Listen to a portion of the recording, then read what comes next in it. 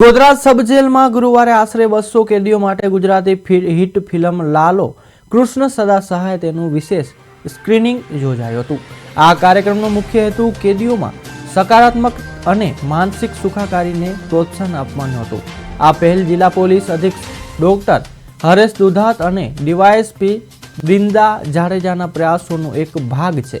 કેદીઓને સર્જનાત્મક, પ્રેરણાદાયી અને તણાવમુક્ત પ્રવૃત્તિઓ પૂરી પાડવાના ભાગરૂપે આ સ્ક્રીનિંગનું આયોજન કરાયું હતું। ખુલ્લા વાતાવરણમાં કેદીઓએ આ ફિલ્મનો આનંદ માણ્યો હતો, જે તેમના માટે એક દુર્લભ અને આવકારદાયક તક બની હતી। આ પ્રસંગે ફિલ્મ લાલોની ટીમના નીરવ પરમાર ઉપસ્થિત રહ્યા હતા। ફિલ્મના મુખ્ય કલાકાર